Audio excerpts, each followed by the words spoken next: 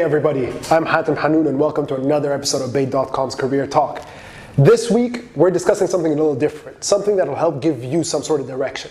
So at Bait, what we do, we work with over 40,000 companies and over 30 million job seekers. So we continuously study the market to understand the challenges both sides are having and facing, so we know how to better cater our solutions to them.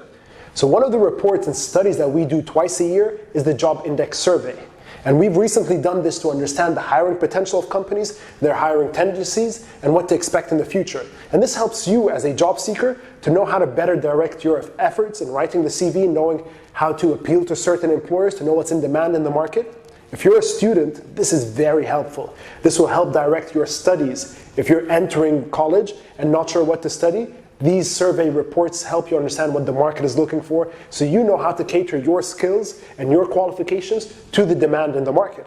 And if you're someone with more experience in the market, then you know how to more effectively tailor your CV in terms of skill sets, in terms of selling and portraying yourself on the CV to better fit what the companies are looking for in the market.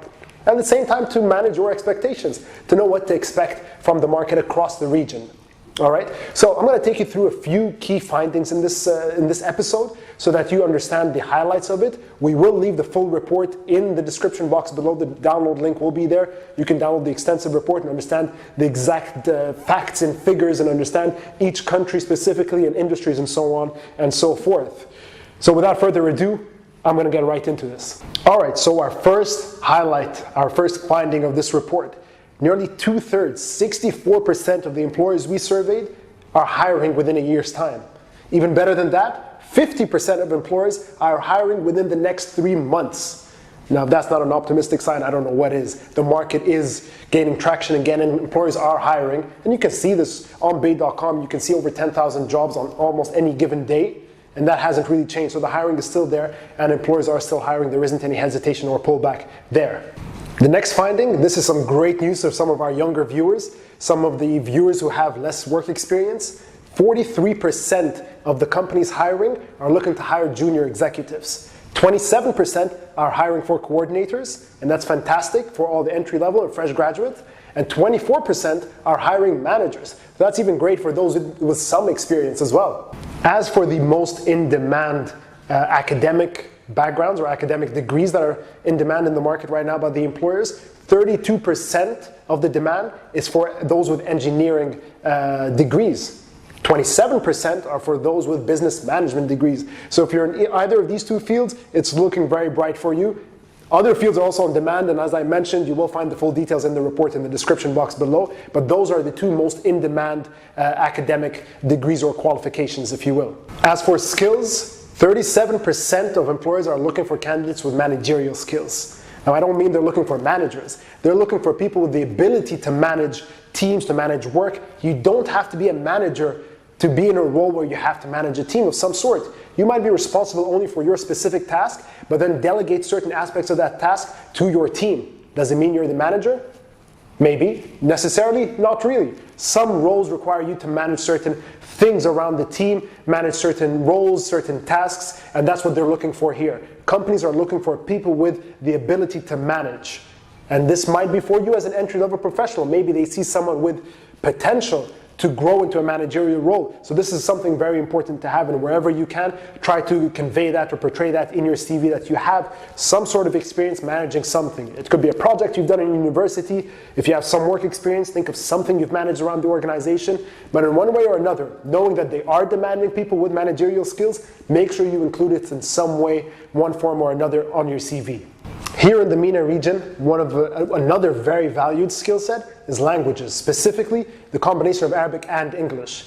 Arabic and English communication skills are some of the most in-demand skills. In fact, 59% of employers in the MENA region want candidates with Arabic and English skills. Now, this could be conversational Arabic skills, could be written English, same thing. It would depend from company to company what's expected from your role, but some sort of communication, some sort of ability to converse or handle both languages is valued by employers across the region. So if you do possess these skills, you already cater to a lot of what the employers are looking for. If you don't, it's something to think about, maybe to be able to more effectively target jobs, maybe to manage your expectations better, to know what jobs you stand a better chance at than not. And this is what this report is trying to do. By understanding what the market is asking for, you know how to manage your expectations and better know how to effectively manage your efforts in targeting the right jobs and knowing who to apply to and what to expect and how to cater your skill sets and your CV to what they're looking for.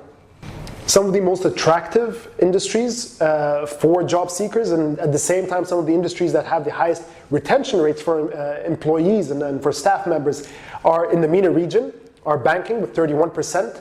26% goes to engineering, and another 26% goes to real estate development. So these are, in a lot of communities, it's not communities, in a lot of economies, are the pillars of an economy. If we're talking about banking and real estate, these are, and engineering, of course, in most MENA region countries, are very highly attractive to job seekers and at the same time retain a lot of their employees. So if you are targeting one of these industries and you do manage to get into and break into these industries, then you know what to expect from there. Knowing the turnover is also very important for you as a job seeker to manage your expectations once you are in that role and know how to manage your career growth, your career plan, and how to move forward in your climb to better and bigger things. So why have I shared all this with you? Why have we dedicated an entire Career Talk episode to go through findings from our Job Index survey?